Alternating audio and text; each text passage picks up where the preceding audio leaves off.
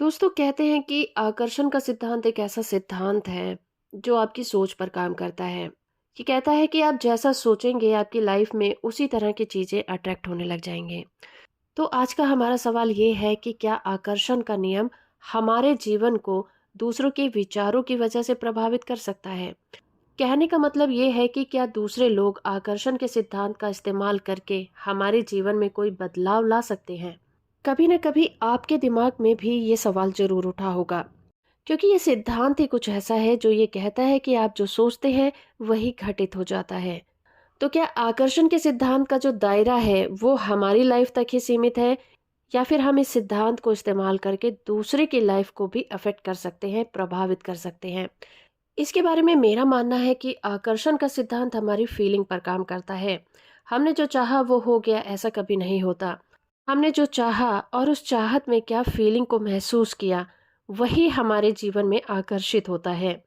इस विचार के बारे में अब्राहम क्या कहते हैं, इसका रेफरेंस लेंगे the law of attraction book से, जो एस्तर और जेरी हिक्स के द्वारा लिखी गई है। उस बुक का रेफरेंस लेते हुए मैं आपको बताऊंगी कि अब्राहम का इस सवाल के बारे में क्या विचार है। अब्राहम कहते हैं कि हमारे जीवन में कुछ भी हमारे ध्यान दिए बिना शामिल नहीं हो सकता। यानी कि इस एक लाइन की वजह से ही ये क्लियर हो जाता है कि हमारी लाइफ में वही होता है जिसे हम अपनी लाइफ में आने का इनविटेशन देते हैं। हम जिस चीज़ पर अपना ध्यान आकर्षित करते हैं वो चीज़ हमारी लाइफ में अट्रैक्ट होती है। अगर आप किसी दूसरे व्यक्ति की हर एक बात पर ध्यान देते हैं तो आप उन सभी दृष्टिकोणों को अपनी फीलिंग्स में, अपने एक्सपीरियंस में शामिल होने के लिए इनविटेशन दे देते हैं, और आपकी लाइफ में वो चीज़ें होनी ही होनी होती हैं। आपकी लाइफ में जो भी लोग शामिल हैं उन्हें आप ही ने आकर्षित किया है।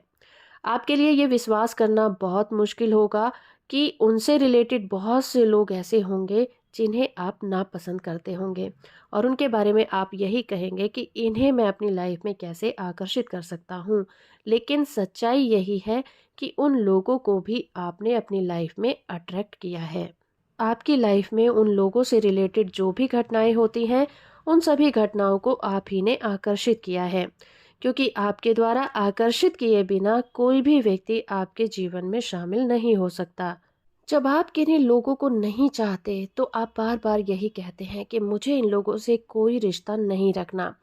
आप उन लोगों को अपनी लाइफ से दूर हटाने के चक्कर में उन्हीं लोगों पर अपना ध्यान बार बार केंद्रित कर लेते हैं, जिसकी वजह से लॉ ऑफ अट्रैक्शन काम करने लग जाता है। क्योंकि इस यूनिवर्स में सभी चीज़ें लॉ ऑफ अट्रैक्शन पर ही आधारित हैं। इसमें कोई भी अपवाद नहीं कि आप जिन चीज़ों के लिए इच्छा जाहिर करते हैं वो भी आपके जीवन में आती हैं, और जिन चीज़ों को आप दिल से मना करते हैं उन चीज़ों को भी आप अपने जीवन में आकर्षित कर लेते हैं।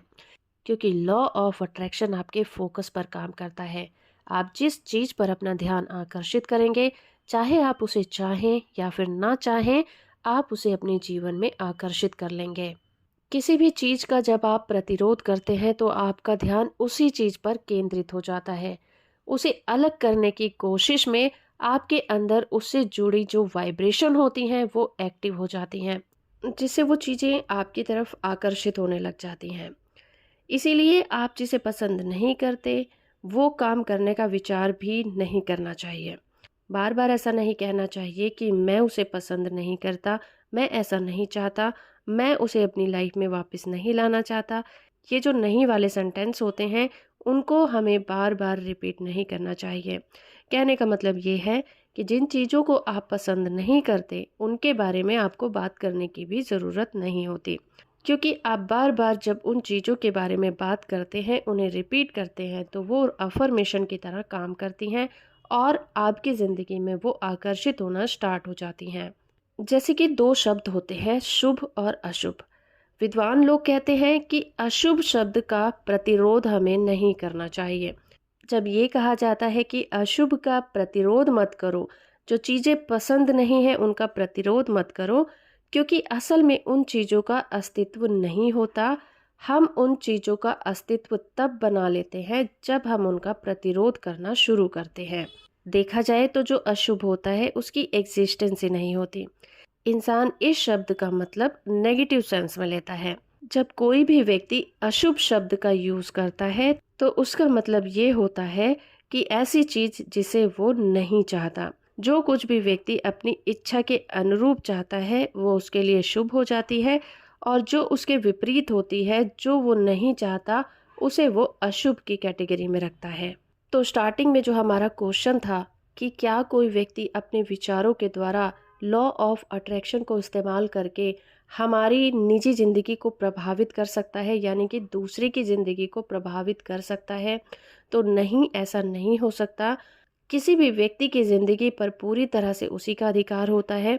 उसकी इजाज़त के बिना कोई भी व्यक्ति किसी भी व्यक्ति की लाइफ को अफेक्ट नहीं कर सकता। किसी भी व्यक्ति की लाइफ में जो भी घटित होता है वो उसकी मर्जी से होता है। उसे उसी व्यक्ति ने अट्रैक्ट किया होता है अपने विचारों के द्वारा। व्यक्ति जिन भी विचारों पर अपना ध्यान फोकस करता है, दिन भर जिन विचारों के बारे में सोचता है, फील करता है, उसी तरह की घटनाओं को अपने जीवन में आकर्षित करता है। फिर चाहे वो किसी व्यक्ति से रिलेटेड हो, किसी सिचुएशन से रिलेटेड हो, या फिर किसी और चीज़ से रिलेटेड हो, वो चीज़ें उसकी लाइफ में होने स्टार्ट हो जाती हैं। तो जब हम कहते हैं कि किसी व्यक्ति के विचारों की वजह से या फिर उसकी गंदी नज़र की वजह से हमारी ज़िंदगी में कुछ गलत होने लगा, तो बहुत ज़्यादा ज़रूरत है हमें अपने विचारों पर नज़र रखने की। किसी भी व्यक्ति की ज़िंदगी में अगर कुछ गलत होता है और वो उसका ब्लेम किसी तीसरे व्यक्ति पर डालता है, तो उसे बहुत ज़्यादा ज़रूरत है अपने विचारों पर ध्यान देने की, क्योंकि उसका बहुत ज़्यादा ध्यान इन विचारों पर था कि कहीं तीसरे व्यक्ति की वजह से उसका कुछ गलत ना हो जाए। इसी वजह से उसने उन घटनाओं को अपनी ज़िंदगी में आकर्षित कर लिया। क्योंकि आकर्षण का नियम कहता है कि आप जिस भी चीज़ के बारे में ज़्यादातर सोचते रहेंगे, उसी तरह की चीज़ें आपकी ज़िंदगी में अट्रैक्ट होने लग जाएंगी। तो आपकी ज़िंदगी में आज जो भी हो रहा है उसके जिम्मेदार पूरी तरह से आप ही हैं। तो आई होप फ्रेंड कि ये वीडियो आपको अच्छा लगा होगा।